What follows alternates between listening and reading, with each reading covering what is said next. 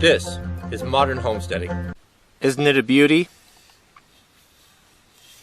This axe, this little cruiser's axe head, was given to me by a subscriber and new friend, YouTuber Northwoods21, or Mike, sent this to me. Just before I left for the axe class, and I was so excited to take it with me, I ran out to the shop and made this handle for it from my Tennessee hickory. A cruiser's axe is something that is really dear to my heart because they're just so rare. They're hard to find. At least in this area, there are quite a few axe collectors. This is one of the most desirable axes or styles, is the small cruiser head.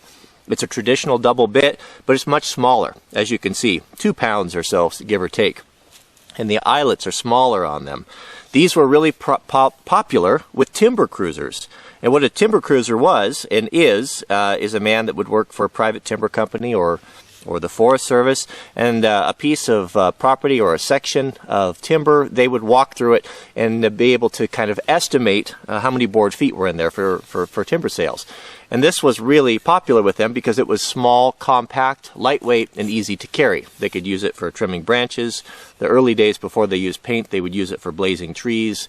And it's a great axe to keep in the back of a truck and just a joy to use. It's good for kids to use because it's so light, as a 26-inch or 28-inch handle, depends. You know, people have kind of different ideas on that.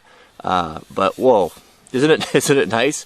I did a traditional grind on it, which for a double bit axe is a really fine cutting edge. You can see there a real flat taper, and then a more abrupt edge here and a durable side for this axe.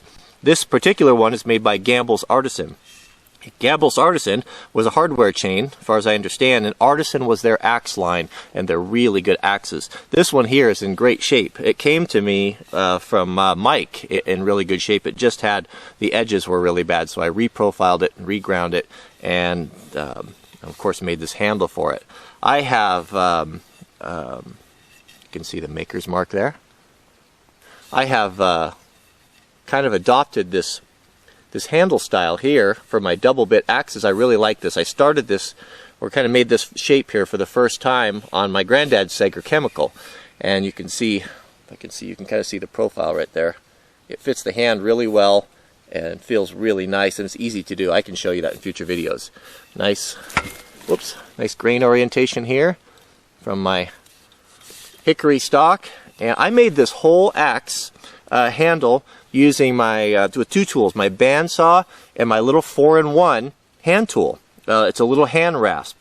So if you want to take on making your own handle, you really don't need that many tools. I have demonstrated ways you can cut out axe with just a regular saw and a chisel, or you can use a jigsaw if you have, or if you have a bandsaw, that is definitely the easiest.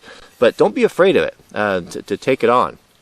Also, as I alluded to in the crosscut saw class, I have found the perfect axe handle for the American felling axe. It's a vintage design that I got from Casey from the Forest Service. He found the brand new handle that was never hung in the back of a closet. It's very, very old, and I have an exact template of it. One of my subscribers has stepped up, who's an engineer draftsman, who's actually going to, I'm going to get those dimensions to him, and he's going to do an exact drawing with all dimensions on that and provide us with a PDF file. So I can share that, we can share it around, and we can use that, print that out as a template for our future axe projects.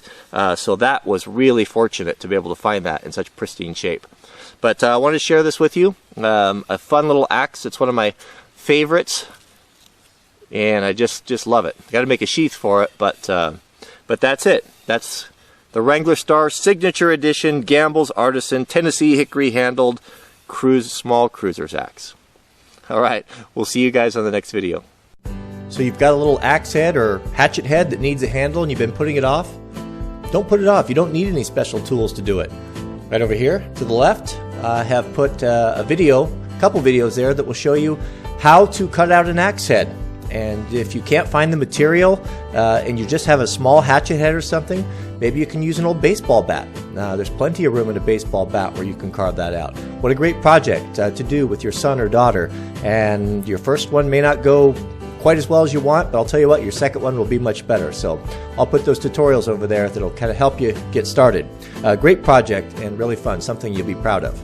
So, did you click the thumbs up button? I've got to remind you, we all forget. So take a moment and do that if you would. And I appreciate you watching, and we'll see you guys in the next video.